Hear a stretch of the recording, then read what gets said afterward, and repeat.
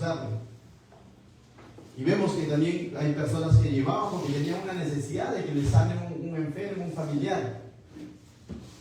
Y eso también vemos hoy en día. Hay personas que buscan a Dios o quizás de diversas maneras y con diversas motivaciones. Algunos quizás porque de pronto han escuchado que es un Dios que bendice, y entonces están siguiendo a Dios por las bendiciones y no por quién es Él.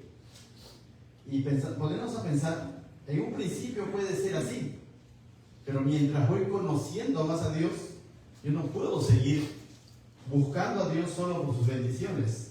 Tengo que buscar a Dios por quién es Él. ¿Te imaginas que tu hijo venga solamente porque quiere que le sueltes la propina? Esa no sería una relación sincera, ¿no? No sería una búsqueda sincera, sino eso se llama interés, ¿no es cierto? Cuando un hijo sigue a su padre, sigue el consejo, el ejemplo de su padre, debe ser porque admira a su padre, porque quiere honrar a su padre.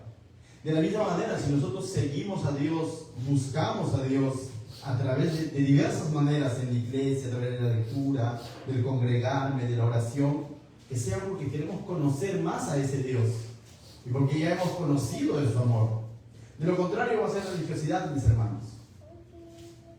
Va a tener apariencia de piedad, mas no va a ser realmente piadoso.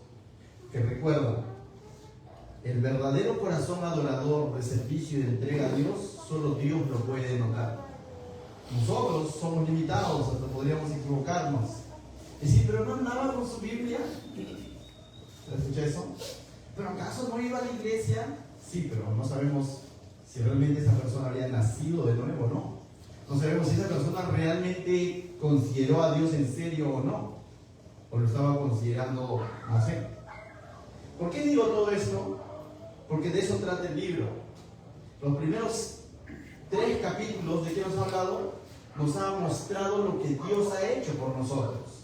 El primer capítulo nos ha mostrado las bendiciones del Padre, las bendiciones del Hijo y las bendiciones del Espíritu Santo. Y eso es lo que nos ha mostrado. El segundo capítulo nos ha mostrado de que nosotros estamos tan lejos, muertos en nuestros delitos y pecados, y que Él es rico en misericordia y los ha reconciliado con Él.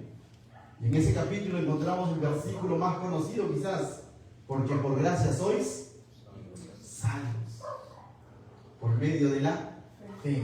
Y esto no es de vosotros, dice, pues es un regalo, es un don de Dios, para que nadie se jacte, para que nadie se gloríe y diga, yo me gané la salvación. Pero también ese mismo capítulo, en el verso 10, 2:10, dice que hechura suya somos en Cristo Jesús, Señor nuestro, para que nosotros andemos, dice, en las obras que Él ha preparado de antemano. Ahora, ahí está hablando de que hay una transformación, no es que Dios me rescató para seguir siendo el mismo. Cuando Cristo se entregó y me rescató y me reconcilió, cuando yo estaba lejos de Él, muerto en mis delitos y pecados, tuvo un propósito. Y cuando Él me rescató, me ha hecho una nueva criatura, somos hechura suya, dice, creados en Cristo Jesús, Señor nuestro. Eso habla de una nueva vida. Por eso que cuando ya entramos al capítulo 3, Pablo va a hablar de este misterio, porque era como un misterio, porque el judío pensaba que Cristo había venido solo por ellos. Y Pablo va a explicar que de ambos pueblos, judíos y gentiles, es decir, todo aquel que no es judío, o sea, tú y yo, a ambos nos ha reconciliado. Y que ese es el misterio y al mismo tiempo el ministerio ahora de Pablo de proclamar el evangelio, no solo al judío, sino sobre todo también al gentil. Una vez que Pablo ha explicado todo lo que Dios ha hecho, y recordemos por qué Pablo hace esa explicación en el capítulo 3, porque Pablo no le está hablando a los judíos, Pablo le está hablando a los hermanos que estaban en Éfeso, que en su mayoría eran gentiles, que de alguna manera no se sentían, voy a decirlo así ya, no se sentían tan cristianos, porque no eran judíos, tenían como que esa idea, ¿no? Y Pablo les dice, no, Dios ya los ha reconciliado a ustedes. No, Dios ya los ha rescatado, los ha redimido, los ha sellado con el Espíritu Santo. Todo eso les ha dicho, para que ellos entiendan quiénes son en Cristo. Y hasta ahí todo bien, y también yo creo que cada cosa que te estoy diciendo esta mañana está en la palabra de Dios, o esta noche, ¿no? Y también el Señor te lo dice a ti, tú has sido comprado, has sido redimido, has sido rescatado, has sido reconciliado, has sido sellado Y tú dices, ¿para qué? Entonces, a partir del capítulo 4 que dice Pablo, comienza a exhortar. Si tú ya has entendido quién eres en Cristo, si tú ya has entendido lo que ha hecho el Señor por ti, entonces Pablo comienza a exhortar a partir. Y cuando hablamos de la palabra exhortar, no te asustes. La palabra exhortar es animar. Eso es lo que comienza a hacer Pablo. Comienza a animar al creyente, al cristiano, ¿a qué? A que viva conforme a su identidad, conforme a lo que Él es en Cristo. Mira cómo comienza el capítulo 4. Comienza diciendo: yo pues preso en el Señor os ruego que andéis como es digno de la vocación con que fuisteis llamados, ¿no? Y da una serie de descripciones. ¿Cómo es andar digno conforme a esa vocación con la que hemos sido llamados? Va a hablar de la humildad, va a hablar de la mansedumbre, va a hablar de la paciencia, va a hablar de la unidad en ese capítulo, ¿no? Y va a hablar de que cómo es que pertenecemos a un solo cuerpo, que el Señor Jesús tiene una sola iglesia que no está dividida entre judíos y gentiles, sino todos somos miembros del cuerpo y que cada uno de nosotros tenemos una responsabilidad de entender que tenemos una función en ese cuerpo y que incluso en ese cuerpo el Señor a algunos ha levantado y va a describir en unos cuantos ministerios como el de evangelista, el de pastor, el de profeta, dice para edificación del mismo cuerpo. Entonces Pablo hace un llamado en el capítulo 4 a que andemos conforme a la vocación con la que el Señor nos ha llamado y que andemos en unidad. Y en el capítulo 5, mira, vamos al capítulo 5, mira cómo comienza el verso 1. Pablo sigue exhortando, sigue animando a que vivamos conforme a nuestra nueva naturaleza. Mira lo que dice: sed pues imitadores de Dios, que dice, como hijos amados. De esto hablábamos la semana pasada, decíamos, ¿no? Qué difícil es imitar a alguien y sostener esa imitación, porque nos va a durar quizás el tiempo del teatro que hagamos, ¿no? Imaginemos, me toca imitar a un personaje conocido, me va a durar ese momento de la función, pero no todo el tiempo yo voy a estar imitando a esa persona.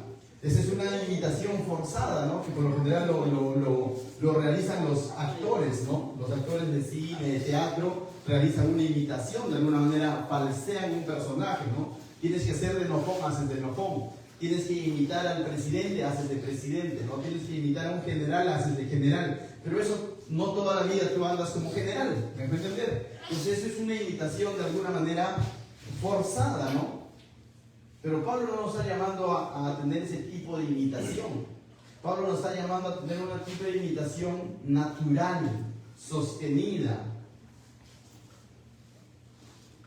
Dice: sed pues imitadores de Dios como hijos amados. En otras palabras está diciendo que imitemos a Dios. Pero también nos está diciendo por qué, como hijos. Yo les contaba un poco, ¿no? A veces el hijo saca la caminada del padre, o la forma de sentarse del papá, o la forma de hablar, y de alguna manera esa es una imitación natural, que se da de alguna manera innato, o en la convivencia el hijo va adoptando ciertos gestos, ciertas maneras de hablar, ciertas maneras de reaccionar de sus padres. Eso es normal, eso se da naturalmente, ya sea algo innato o aprendido. De tal manera que cuando alguien ve a tu hijo, dice igualito a su padre, sea para bien o para mal, ¿no? O dice igualita a su mamá. ¿Te das cuenta? Entonces, algo así está diciendo Pablo, que nosotros seamos imitadores de Dios. No en el que tú estés falseando, no en el sentido de que cada vez que cojo un micro, voy a ponerle como ejemplo, para no hacer reproche a nadie, cada vez que cojo el micro y voy a parar frente a la iglesia, voy a hablar de una manera piadosa, humilde, mansa, pero en mis cuatro paredes con mi esposa soy un grosero, soy soberbio. Entonces eso Jesús lo llamaba hipocresía, ¿me puede entender? Y ese tipo de vida no es la que el Señor está llamándonos a tener. Eso se llama religiosidad. Nosotros tenemos que imitar al Señor en todo tiempo, tanto en la iglesia, como en la casa, como en el trabajo. Tengo que ser un imitador del Señor. En otra carta, Pablo le exhorta a los hermanos de Corinto, le dice que ellos son embajadores ¿de quién? De Cristo. Y un embajador de Cristo es un representante de Cristo. Y somos esos representantes de Cristo aquí en la tierra, ¿para qué? Para manifestar el amor de Cristo, para manifestar el mensaje de Cristo, para mostrar a Cristo a las personas. Pablo en esa misma carta, en el capítulo 5, también dice, más adelante lo veíamos, donde en el verso 8, mira lo que dice, estoy haciendo una especie de resumen antes de entrar al texto que corresponde al día de hoy. En el verso 8 dice, porque en otro tiempo eras tiniebla. Cuando tú eras tiniebla, ¿podrías imitar a la luz? No, porque eres tiniebla, es bien difícil. Pero dice, en otro tiempo erais tinieblas, mas ahora, ¿qué dice? Sois luz en el Señor, andad como hijos de luz. ¿Quién es el que dijo, yo soy la luz del mundo? Jesús. Y ahora Pablo está diciendo que tú eres hijo de luz, que antes eras tinieblas, ahora eres luz. Entonces tienes que mostrar la luz de Cristo a las personas. ¿Dónde? En la iglesia no, en todo lugar. Sobre todo la luz se va a manifestar donde hay tinieblas. Imaginemos que no es físico, pero imaginemos, ¿ya? Para poder entenderlo. Hay una luz que resplandece en mí. También de Sofía, también de Gisela, de Yari, de Silvana, de cada uno resplandece y acá estamos todos alumbrándonos, ¿no? Juanito, ¿cómo está? ¿Cómo estás? ¿Todo bien? ¿Cómo te fue acá? ¿No? Sí. Chévere, ¿no? Bueno, estamos alumbrándonos unos a otros. Pero ¿qué pasa si vas a un lugar donde no hay cristianos necesariamente? Un centro de trabajo, en la combi, una reunión de padre de familia, una reunión de vecinos, donde no necesariamente todos son cristianos. Pregunto, ¿te distingues en medio de ellos? ¿Notan que eres diferente? La luz de Cristo está alumbrando en ese lugar por cómo reaccionas, por cómo hablas, por cómo interactúas, incluso por cómo tú muestras tu malestar o tu desacuerdo en algo. O nos confundimos entre las tinieblas. Antes éramos tiniebla, pero ahora dice somos luz. Entonces hay una responsabilidad, sobre todo allá afuera, porque acá nos estamos alumbrando unos a otros, pero allá afuera tienen la responsabilidad de alumbrar la vida de esas personas, no para que te exalten, sino para que vean a Cristo en tu manera de vivir, en tu manera de comportarte, en tu manera de... ¿Es tranca, es difícil? Sí. Pero para eso tenemos el Santo Espíritu de Dios. Y Pablo nos está diciendo que ahora ustedes son luz. Dice que vivamos como hijos de luz, ¿no? Verso 14, hasta donde llegamos la semana pasada, dice, por lo cual dice, despierta tú que duermes y levántate de los muertos y te alumbrará, ¿qué dice?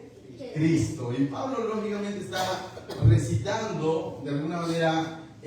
Algunos creen que esto era parte como que de una arenga, de un himno que se cantaba aquel entonces para el cristiano que estaba de pronto con un pie donde entre los muertos, con un pie en el mundo, ¿no? Y una manera animal era despiértate y vuélvete. Recuerda, tú ya no estás en el mundo, tú ya no estás entre los muertos, pero despierta, que alumbre la luz de Cristo. Y lo mismo Pablo está usando esta alegoría para decirle a quién, a los hermanos en Éfeso, que de alguna manera no se la estaban creyendo quiénes son en Cristo y que de alguna manera estaban siendo partícipes de prácticas que no eran propios del cristiano. Y esta noche también el Señor nos dice lo mismo a nosotros: despierten, iglesia, despierta.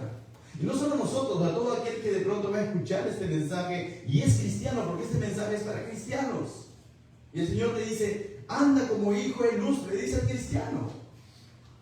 Sé imitador de Dios, le dice al cristiano, como hijo amado. Vive conforme a la vocación con la que te ha llamado, es para el cristiano. Este mensaje es para el que ya es cristiano. Y el que no es cristiano tiene que entender que primero tiene que entregar su vida a Cristo. Y la obra de Cristo en la cruz para que él pueda vivir también como hijo de luz. Entonces este mensaje, mis hermanos, esta noche es para ti. Haz lo propio, di, este mensaje es para mí. Amén. Entonces ahora sí vamos al verso 15. Continúa entonces Pablo. Y si tendríamos que ponerle un título a esta porción del 17 o del 15 al 21, le pondríamos andar llenos del Espíritu. A los anteriores puedes ponerle un título como que andad como hijos de luz. En el capítulo 4, andad en unidad. Pero hoy vamos a titularlo así, andad llenos del Espíritu. Y ahora de la llenura del Espíritu se ha hablado mucho, ¿no? A veces tenemos conceptos equivocados sobre la llenura del Espíritu. Miren lo que dice Pablo, verso 15. Mirad pues, ¿qué dice? Con diligencia como andéis, no como necios, sino como ¿qué? Como sabios. Entonces aquí vemos dos opciones. Podemos estar andando como necios o podemos estar andando como sabios.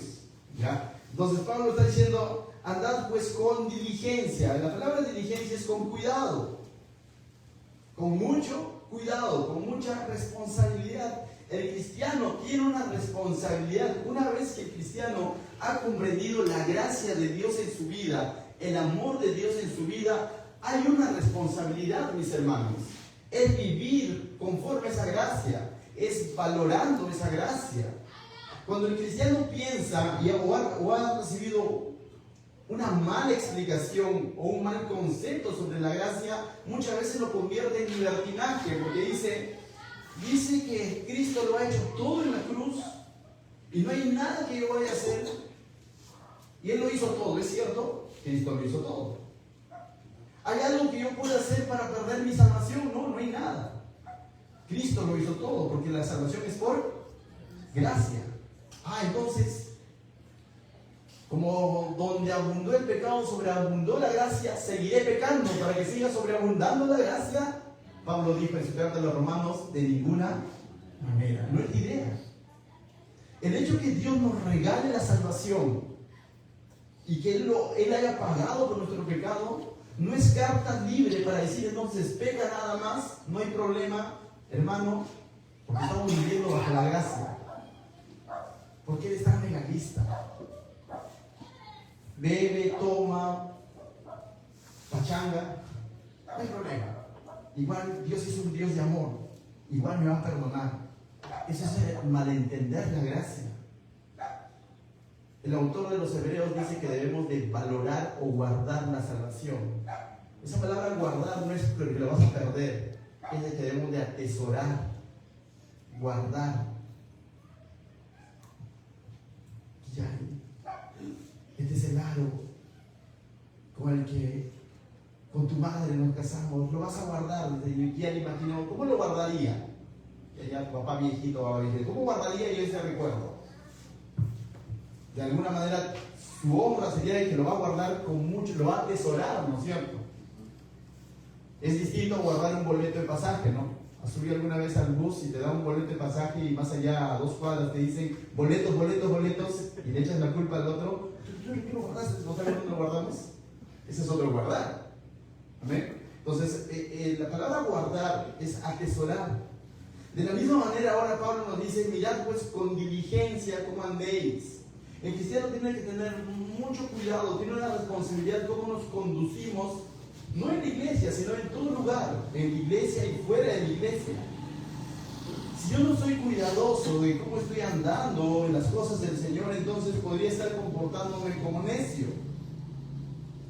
La autoconfianza, por ejemplo, es necedad. El pensar de que ya lo sé todo, el pensar que el hermano o la hermana puede caer, pero yo no. Yo no creo que caiga. Pensar eso es necedad. Pablo dice, mira que aquel que cree que está firme, que no caiga. Lo que está hablando es de que debemos andar vigilantes. La Biblia está llena de exhortaciones donde dice velad, perseverar, tener cuidado. Entonces, esto me recuerda a un proverbio que hace poco leíamos, ayer si no me equivoco, el Proverbio capítulo 3, versos 5 y 6, mira lo que dice. Fíate de Jehová de todo tu corazón y no te apoyes en tu propia prudencia. Verso 6. Reconócelo en todos tus caminos y Él enderezará tus veredas.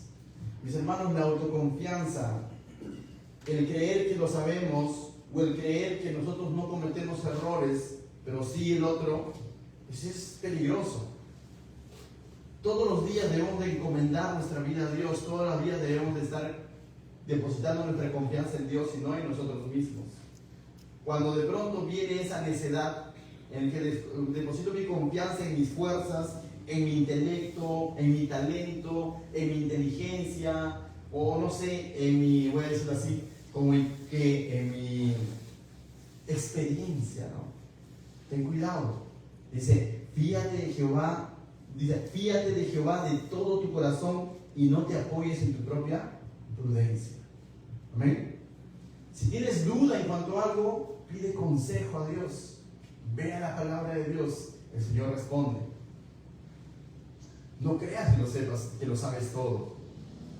Cuando el ser humano cree que lo sabe todo, está siendo el más necio. Y aquel que reconoce su necedad y pide consejo a Dios, está siendo sabio. Aquel que esté falto de sabiduría dice, pídasela a Dios y Él se lo dará abundantemente. Santiago 1:5. Es mucho mejor decir, no entiendo, Señor, no entiendo esta situación, por lo tanto, te rindo mi vida, ayúdame, guía mi vida. Es mucho mejor decir, yo ya no sé, Señor, para esto no te necesito. Más adelante, si se me complica, te busco. Imagina. Realmente hay problemas. Pero a veces actuamos así, ¿no? Como que dejamos al Señor para las cosas difíciles y pensamos que las fáciles las vamos a solucionar nosotros. Mentira. Fíate de Jehová de todo tu corazón y no te apoyes en tu propia prudencia. Entonces Pablo nos está diciendo, mirad pues con diligencia cómo andamos, cómo vivimos, cómo nos conducimos, no como necios, sino como sabios. Proverbios 1:7 dice que el principio de la sabiduría es que el temor de Jehová, el tener en cuenta a Dios nuevamente. Ser sabio es tener en cuenta a Dios para las decisiones que voy a tomar, tener en cuenta a Dios para cada área de mi vida. Eso es ser sabio. Ser necio sería lo contrario. El principio de la necedad es que el tener de lado a Dios, el no tener temor a Dios, el no tener en cuenta a Dios. Eso es necedad. Yo no estoy hablando de intelecto. Hay muchas personas que son mucho más inteligentes de cualquiera que nosotros está acá. Pueden tener cargos, títulos, cartones, doctorados y todo lo demás. Pero si no tienen a Dios, son necios en lo espiritual para guiar sus vidas. Están vacías. No estamos hablando de intelecto. Estamos hablando de algo que es mucho más allá que el intelecto, que es lo espiritual, que va a trascender para la eternidad. ¿Amén? Entonces, mis hermanos, tengamos en cuenta a Dios. Yo creo que una persona, un agricultor, sin desmerecer al agricultor, o una persona del pueblo que no tiene tantos estudios académicos, si considera a Dios en su vida, está siendo mucho más sabio que cualquier otro académico que no tiene a Dios en su vida. Está siendo sabio porque está considerando a Dios para su eternidad. Amén. Está considerando a Dios para su eternidad. Entonces, de eso se trata. No se trata de intelecto, se trata de disposición, de en quién estoy confiando, en mí o en Dios. Si estoy confiando en mí mismo, es necedad. Si estoy confiando en Dios, eso es sabiduría, según Dios. Verso 16 dice, aprovechando bien el tiempo, porque los días son malos. Aquí la palabra tiempo hace referencia a no tanto tiempo, decir aprovecha bien este año, no tanto el cronológico, sino que está hablando de aprovechando bien el tiempo, está hablando de oportunidades, aprovechando bien el momento, por así decirlo. El momento que ellos estaban pasando eran malos, tal como lo dice Pablo, porque esos días eran malos, había mucha idolatría, había mucho paganismo, ya estaban los falsos maestros. Entonces esos días eran de confusión también para ellos. Entonces Pablo le está diciendo, anden diligentemente, no como necios, sino como sabios, anden conforme a las cosas del Señor, anden en unidad, en luz, con sabiduría. Y le está diciendo, aprovechando bien el tiempo. ¿Por qué? Porque el tiempo aquí en la tierra, mis hermanos, es corto, conforme, si tú comparas con la eternidad, es pasajero. Y hay que aprovecharlo bien en el sentido, no de aprovechar, decir, que como el mundo tiene un concepto de aprovechar el tiempo, ¿no? Dice, el tiempo es corto, mis hermanos, no sabemos si después de esta vida o la otra, toma, bebe, disfruta. El hombre lo ve así, ¿no? Nosotros tenemos que verlo distinto. El tiempo que el Señor me ha dado aquí en la tierra es con un propósito. Después de eso ya no tendré más oportunidad, estaré ya en la eternidad con Él o sin Él.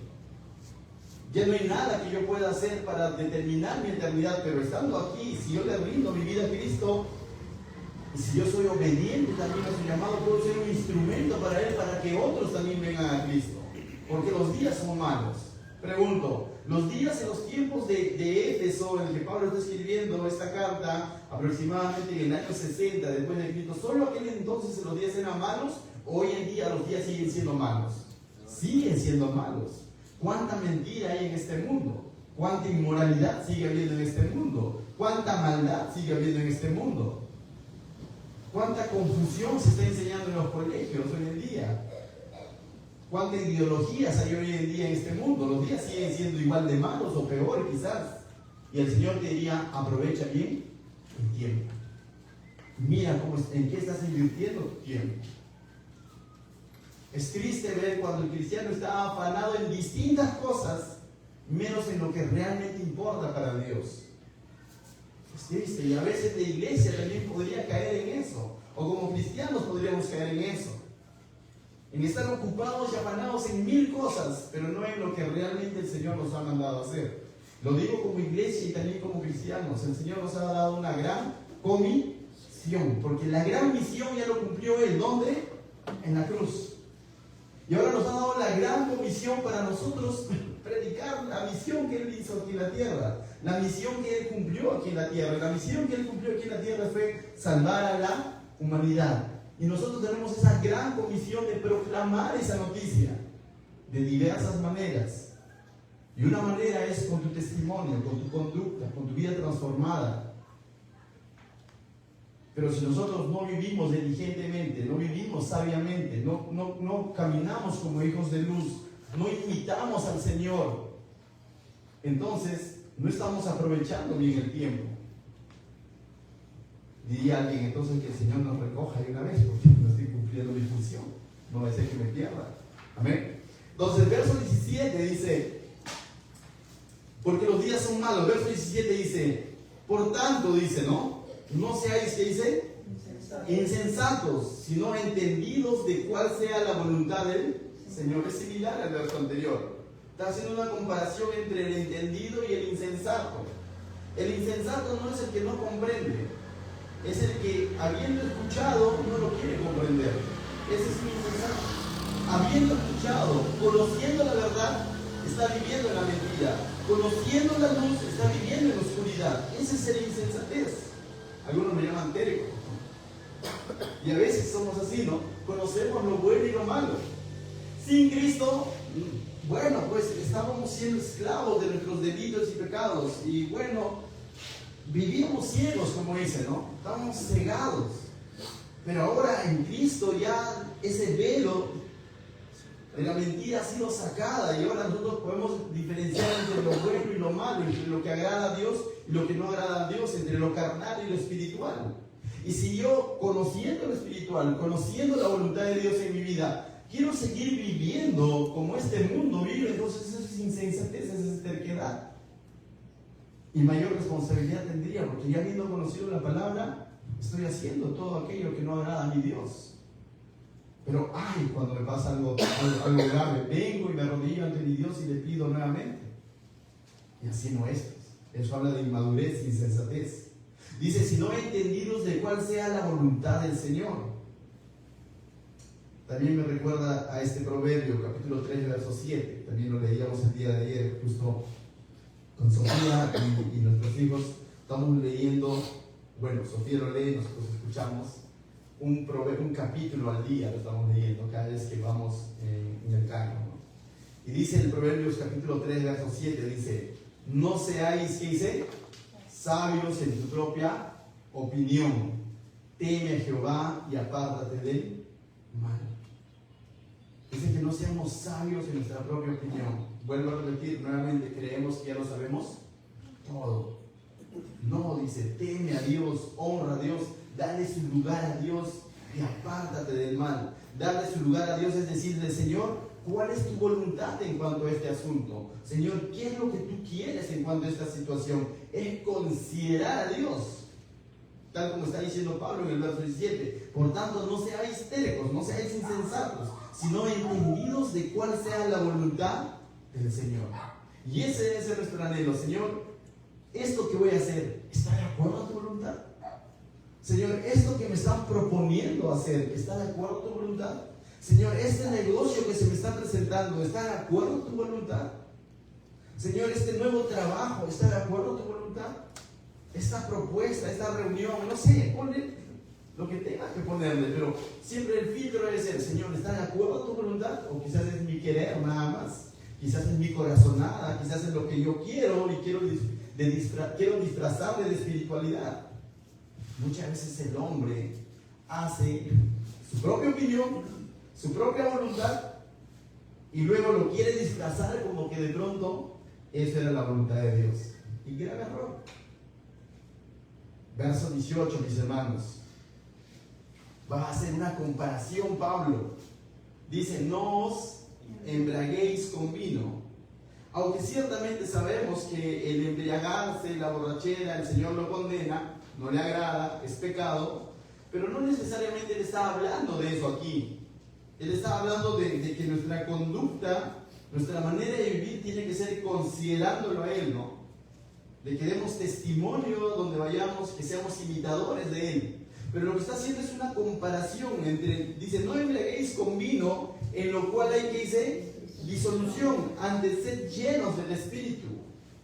Es un contraste interesante porque embriaguez es sinónimo, dice, de disolución, que es desperdicio o pérdida de control. ¿Tú has visto los borrachitos cuando se pasan de copas? Pierden el control, por lo general, ¿de qué? De su boca, ¿no? Porque terminan contando todo aquello que quizás en algún momento no pensaban ni contar. Otros terminan declarando su amor, otros confesando la mentira, otros ofendiendo, sacando toda la rabia que tenían dentro, otros expresando todo el cariño, tú eres mi pata, que te amo, que todo. ¿Has escuchado los borrachos? Pierden el control de sus sentidos. Y otros llegan a un caso extremo, pues, ¿no? Donde pierden el control general de su cuerpo, ¿no? Y terminan ahí tirados como un bebé en pañales, por así decirlo. No quiero ser más explícito. Pero la embriaguez es sinónimo de eso, ¿no? De descontrol. Y Pablo lo está haciendo un contraste, dice, no embriaguéis con vino, en lo cual hay que disolución, hay descontrol. Antes bien ser llenos de, ¿qué dice? Sino por lo contrario, dice, debemos ser llenos del Espíritu. Y la llenura del Espíritu, entonces si nosotros seguimos este contraste, la llenura del Espíritu tampoco es descontrol. La embriaguez hay disolución, hay descontrol, pérdida del control de mis sentidos. Pero la llenura del Espíritu es lo contrario. Cuando dice antes bien, muy por lo contrario, seas lleno del Espíritu para que igual pierdas el control. No. A mí el Espíritu, cuando realmente uno está lleno del Espíritu, va a controlar su boca. Va a controlar incluso su temperamento. Porque la llenura del Espíritu tiene que ver con mansedumbre, con gozo, paz. ¿Mejor entender? Templanza, dominio propio. ¿Qué dice Gálatas en cuanto al fruto del Espíritu? Gálatas 8:22, no, 5:22 dice, ¿no? Mas el fruto del Espíritu es amor, gozo, paz, paciencia. Tú a un ebrio, a un borracho le puedes decir ten paciencia, no. ¿Puedes decirle tienes que estar en paz? No, él va a buscar conflicto. Pero el fruto del Espíritu dice es amor, gozo, paz, paciencia, benignidad, bondad, fe, mansedumbre. Pregunto, ¿el borracho es manso? No. ¿Te das cuenta de este contraste? Embriaguez tiene que ver con descontrol. Llenura del Espíritu tiene que ver con mansedumbre, con paciencia, con benignidad, con paz, con gozo, con templanza, que es dominio propio. Contra tales cosas no hay ley, dice. Entonces, mis hermanos, pero lamentablemente también vivimos en un contexto donde se nos ha enseñado que llenura del Espíritu es hacer cosas raras. Danzar, caerte al suelo, hablar descontroladamente, decir ciertas arengas y pensamos que, uy, está lleno. Falso. Llenura del Espíritu no tiene que ver con descontrol de esa manera. Eso es algo que se ha ido imitando a través de la historia de cierto sector del cristianismo pentecostal, tengo que decirlo, no todos los pentecostales, por cierto, pero cierto sector que ha caído en ese emocionalismo, vamos a llamarlo, y muchos lo hacen por imitación. Pero eso no tiene nada que ver con llenura del Espíritu. He escuchado esto y siempre lo recalco. Estoy tan lleno del Espíritu ya que la Biblia como que ya no es necesario que lo lea incluso. Porque ya el Señor como que me revela directo. ¿Cuándo hemos visto eso? La llenura del Espíritu tiene mucho que ver con la llenura de la palabra de Dios. Cuando vemos descripciones en el libro de Hechos sobre ciertos hombres que los levantaron, como en Hechos capítulo 6, como diáconos, servidores de la iglesia, dice, tenían que estar llenos del Espíritu y llenos de la palabra de Dios. Esta misma carta en el capítulo 6 nos va a enseñar que la espada, que es la palabra de Dios, es la espada del Espíritu. El Espíritu no va a hacer que yo me aleje de la palabra, muy por lo contrario, me va a llevar a la palabra. Es el que me guía a toda verdad. Entonces yo no tengo por qué desligar llenura del Espíritu con la palabra. Les contaba, ¿no? Eso que escuché meses atrás, que hablaban sobre nuestra iglesia y específicamente sobre mi persona, ¿no? El pastor ahí, todo es Biblia nada más. Estudiosos de la Biblia son, y nada de espíritu. Dije, sí, ¿por qué nada de espíritu? Porque no danzan, no saltan, entonces no hay gozo y no hay espíritu. Solo es palabra. Mentira. Bajo sus estándares de espíritus que ellos tienen, probablemente no calificamos.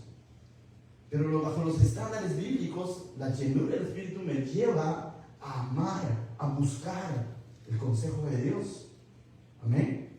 Porque aquí encuentro el ejemplo de qué es el manso. Lo encuentro en los evangelios cuando veo la vida de Jesús.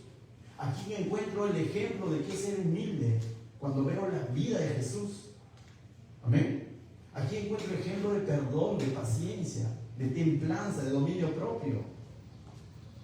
El Espíritu no está desligado de su palabra, mis hermanos, muy por lo contrario. Y ambos, yo diría, prácticamente es lo mismo. Yo no podría decir estoy lleno de Espíritu si no estoy buscando la palabra de Dios. Y no puedo decir estoy buscando la palabra de Dios, pero el Espíritu me ha dejado a mí solo, no logro entender, se fue el Espíritu. No. Cuando hay una disposición de corazón de querer aprender la palabra de Dios, ahí está su Espíritu. Él es el que te va a guiar a toda verdad. No creo que el Espíritu diga, este ya me está leyendo mucho la Biblia, mejor me aparto un rato para que me entienda. ¿Te imaginas? Pero no confundamos la religiosidad de pretender de leer por leer de manera intelectual, sin una disposición de corazón. Puedes sacar doctorados, pero no desligues al Espíritu con tu búsqueda en la palabra de Dios. Ambos van de la mano. Amén. Entonces, mis hermanos, llenura del Espíritu no tiene nada que ver con descontrol, muy por lo contrario. Vamos a ver ciertas características en este pasaje de Efesios capítulo 5 de qué es lo que causa una llenura del Espíritu. La llenura del Espíritu va a causar una adoración genuina a Dios, una adoración espontánea, significa una adoración como resultado de tu llenura, donde no te vas a ver forzado a adorar a Dios, sino naturalmente vas a estar dispuesto a adorar a Dios. Eso causa la llenura del Espíritu. Estoy tan lleno del Espíritu que no tengo ganas de adorar a Dios. ¿Te imaginas? Eso sería algo incongruente. Pero la llenura del Espíritu va a causar eso, un ánimo de adorar a Dios. Mira lo que dice el verso 19. Lo leamos desde el 18 en todo caso para entenderlo. No os embriaguéis con vino en lo cual hay disolución. Antes bien, sed llenos del, ¿qué dice? Del Espíritu. ¿Cómo? Hablando entre vosotros con salmos, con himnos y cánticos espirituales, cantando y alabando al Señor en vuestros corazones. Es un canto que no sale de tus labios, sino sale de lo profundo de tu corazón. Se va a exteriorizar en tu canto. Pero necesitas estar lleno del Espíritu. Vuelvo a repetir, no necesitas meditar ni caerte al suelo, pero se va a notar en tu manera de adorar a Dios, en tu manera de glorificar a Dios, se va a notar que el Espíritu está ahí. Decía alguien, mientras más conozco a Dios, no a cualquier Dios, sino al Dios de la Biblia, más dispuesto voy a estar a adorar y a glorificar a ese Dios de la Biblia, porque voy a conocer de su poder, de su amor, de su misericordia, y eso me va a empujar ¿a qué? A agradecerle, a glorificarle, a decirle: Señor, tú eres el creador, a cantar con entendimiento cada una de las canciones que cantamos aquí en los servicios. Dices, eso es en la Biblia, ¿cierto? Dios es poderoso, entonces de mis labios, desde lo profundo de mi corazón va a salir con convicción: Dios es poderoso. Pero yo no puedo estar cantando a Dios diciendo: ¿será poderoso realmente? Dios es poderoso, y yo dudando: ¿será? Bueno, pues ya no canto. No, tiene que ser una respuesta de glorificar a Dios. Pregunto: ¿Dios se ha mostrado misericordioso en tu vida? Tal como lo dice la palabra de Dios. Entonces canta las misericordias de Dios. ¿Realmente crees que Dios es santo? Entonces cuando decimos santo, santo, santo, hazlo con toda convicción, no dudando. ¿Realmente has entendido que la gracia de Dios es gracia sublime su amor? Si has entendido que gracia sublime su amor, entonces cuando lo cantas, dilo así. ¿Realmente has entendido que Cristo ha resucitado y ha ido a preparar morada? Entonces cuando cantas, dile: Dios no está muerto, Él está vivo, y dilo con convicción, no dudando. ¿Cómo gritarías si te ganas la tinca? Me gané la tinca. No creo, ¿no? ¿Cómo gritarías? Todo el vecino. ¿Cómo? Ya, este ejemplo todo se ha identificado, sobre todo los varones. ¿Cómo gritas de pronto si es que Perú mete un gol? No, ya acá, ¿no? Está jugando Perú, a pesar de que está en la última de la tabla, por ahí mete un gol y todo el vecindario, ¡gol! ¿No? Hasta el cristiano. Gloria a Dios, dice por ahí. ¿Sí o no? Pero esas energías, ¿por qué no también se lo volcamos a Dios? Porque no estamos creyendo que realmente Él es poderoso. Entonces, mis hermanos, o sea, tiene que ser, la llenura del Espíritu me va a volcar a una adoración genuina a Dios, a glorificar a Dios con cantos, como dice, con alabanzas espirituales, con himnos, con salmos, dice, alabando al Señor en vuestros corazones. Yo algo que digo normalmente también, y hacemos este ejemplo, ¿no? ¿Alguna vez has ido a algún concierto? Un hecho mundano. Bueno, en el mundo tal vez ha sido de una vez también. Cristiano. Ya, cristiano. ¿Cómo cantas? Como tu artista favorito, salmista. Tu salmista favorito está al frente.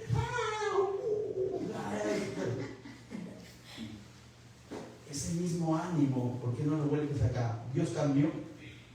Entre el estadio o el anfiteatro y este local, como lo ves, ¿Dios cambió? No. Ese Dios sigue siendo el mismo. ¿Y a quién tengo que glorificar? A Dios. Entonces, mis hermanos, adelante, tome asiento. Entonces, mis hermanos, aquí estamos alabando es a Dios. La llenura del Espíritu tiene que llevarme a adorar a Dios de corazón. Verso 20. ¿Qué más causa la llenura del Espíritu? Dando siempre, dice que gracias por todo al Dios y Padre en el nombre, dice, en el nombre de nuestro Señor Jesucristo. Entonces, el que está lleno del Espíritu también va a tener un corazón que agrade. Sí, y las cosas que hace para Dios no lo va a hacer por obligación. Las cosas que hace para Dios lo va a hacer por agradecimiento. Las cosas que hace para Dios no lo va a hacer por conveniencia. Si yo le sirvo a Dios, entonces Dios me va a bendecir. No, yo le sirvo a Dios porque Dios ya me ha bendecido. ¿De qué manera, pastor? Cuando Él fue a la cruz y pagó por cada uno de mis pecados. De tal manera que todo lo que ahora yo haga para Dios es en agradecimiento a lo que Él ha hecho por mí. Que me va a seguir bendiciendo, amén, pero no está obligado a hacerlo. Dios no es tanto así: uy, como Giselle el día de hoy me sirvió aquí en la alabanza, Dios dice, ahora ¿cómo le bendigo? No es así.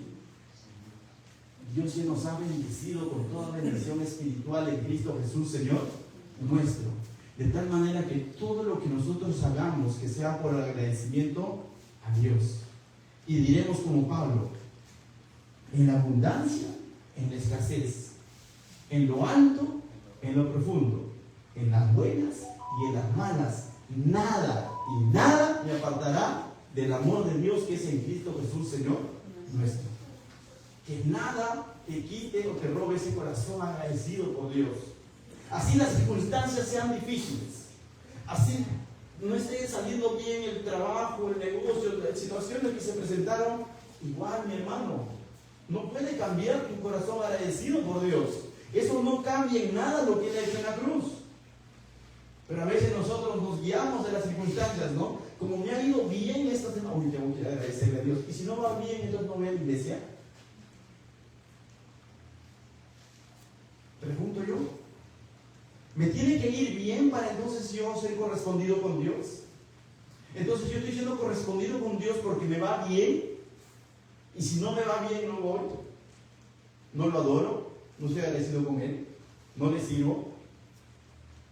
Nuestro servicio no puede estar limitado a las circunstancias, menos a mis emociones. Hoy me siento bien, pastor, ¿puedo servir? Mañana me siento mal, pastor, ni me cuente. No cuente conmigo. ¿Sabe contar? Sí, ya, no cuente conmigo. ¿No? Mi servicio a Dios tiene que ser por agradecimiento a lo que Él ha hecho en la cruz.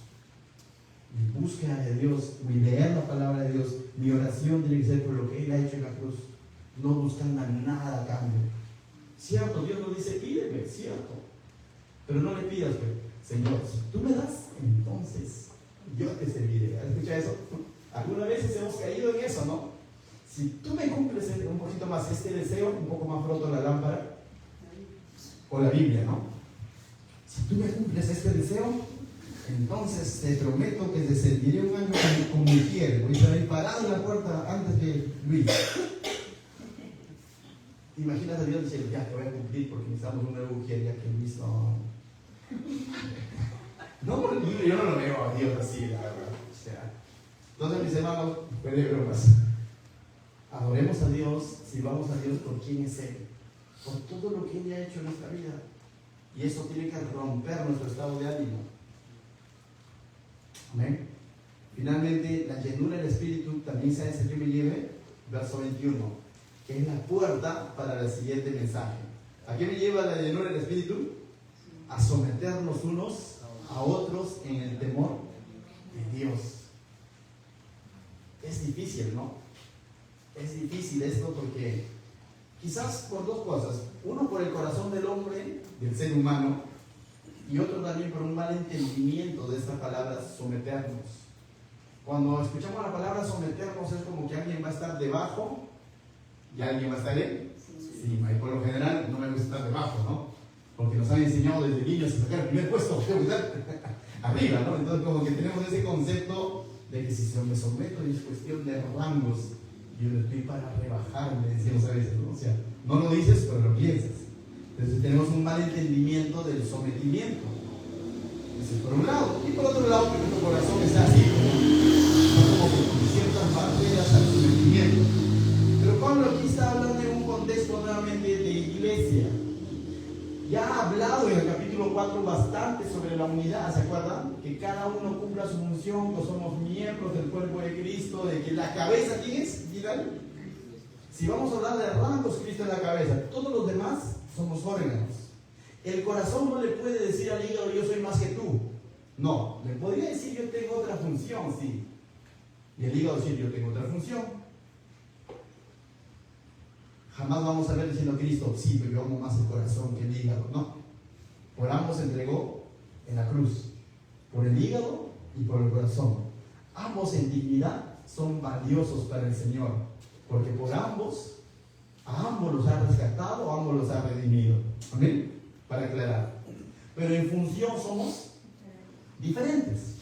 Y Pablo ha dado unas explicaciones. Ahora él mismo instituyó apóstol, profeta, evangelista, pastores y maestros, como para que cumplan una función. Y bueno, no quiero volver a predicar ese capítulo, míralo por YouTube. Pero está hablando que somos cada uno, tenemos. Ahora está diciendo que esos miembros que somos, con distintas funciones, nos sometamos unos a otros. Someternos unos a otros es nos consideremos o nos sujetemos unos a otros. Pero sujetar también pensamos nuevamente, ¿no? sujétate a tu marido. Entonces, no, sujetarse es cogernos unos, apoyarnos unos a otros.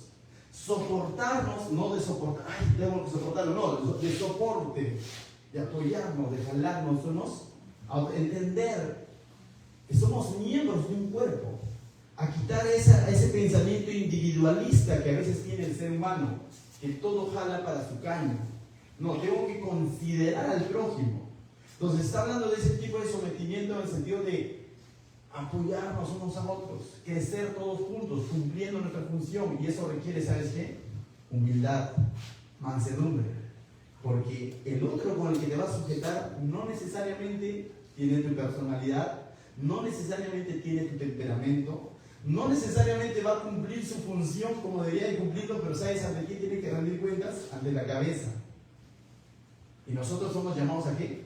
A soportarnos, a someternos unos a otros, pero el secreto está ¿dónde?